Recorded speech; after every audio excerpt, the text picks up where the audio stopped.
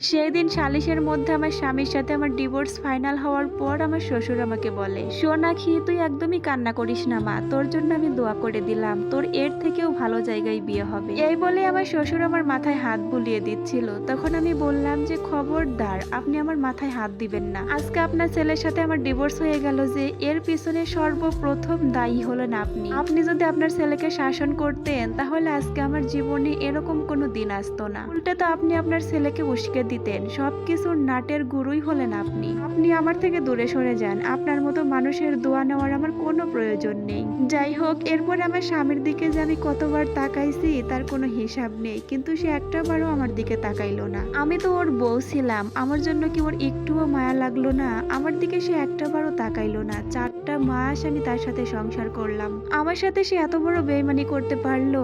যাই হোক, এরপরে আমি সালিশ শেষ হওয়ার পর বাবা মায়ের সাথে বাবার বাড়িতে চলে আসলাম। বাবার বাড়িতে আসার পর আমি শুধুই কান্না করতেছিলাম, কারণ আমি তখন কি করব? তাকে এতটা পরিমাণে ভালোবেসে ফেলেছিলাম যে তার মায়ায় পড়ে গিয়েছিলাম।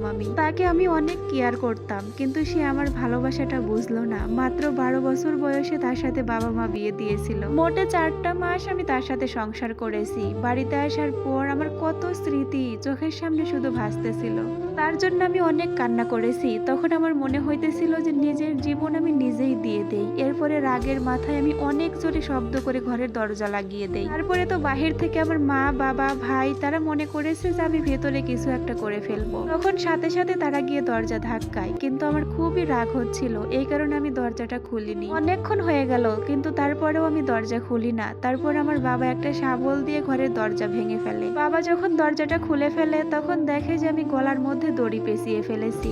বিশ্বাস করবেন, তখন আমার কাছে মনে হইতেছিল যে চিৎকার করে বাবাকে বললি যে বাবা আমাকে বাঁচাও, মা আমাকে বাঁচাও, কারণ ততক্ষণে আমার গলার সাথে দড়িটা আটকে গেছে। আমি কাউকে কোনো কিছুই বলতে পারতেছি না। এরপরে তো কোনো মতে আমার বাবা মা আমাকে সেইখান থেকে বাঁচিয়ে নিয়েছে। আলহামদুলিল্লাহ, আমি এখনো বেঁচে আছি। বাবা মা যদি আর একটু দেরি করে ফেলতো তাহলে হয়তো বা আমাকে আর বাঁচাইতে পারতো না। যাই হোক, এরপরে আমার বাবা আমাকে বোঝাইলো। বাবা আমারে বলল যে দেখো আখি, এভাবে জীবন নষ্ট করা ঠিক না। তোমাকে তোমার স্বামী ডিভোর্স দিয়েছে, 2 দিন পরে দেখবা যে সে নতুন আরেকজনকে বিয়ে করবে, তার সন্তান হবে, তার সাথে সংসার করবে, নতুন জীবন যাপন করবে। কারোর জন্য কিন্তু কারোর জীবন থেমে থাকে না। সে যদি পারে তাহলে তুমি কেন পারবে না? তুমিও তাকে দেখিয়ে দাও যে তুমিও কিছু করতে পারো। এর 1 মাস পর আমাদের ডিভোর্স হয়ে যাবে। আমার বাবার বাড়ি থেকে যত টাকা পয়সা নিয়েছিল তার অর্ধেকটা দিয়ে সে আমাকে ডিভোর্স দিবে। আমাকে তো সে যেভাবে কষ্ট দিছে আর কোনোদিনও আমাকে কষ্ট দিবে না। সারাক্ষণ তার কথা ভাবতে ভাবতে আমি যেন পাথর হয়ে গিয়েছিলাম। খাওয়া দাওয়া করতাম না, ঠিকঠাক মতো গোসল করতাম না,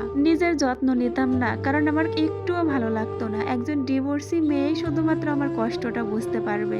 যাই হোক, এর কিছুদিন পর আমার শ্বশুর বাড়ি থেকে আস্তে আস্তে সবটাই ফেরত দিতে থাকে, কিন্তু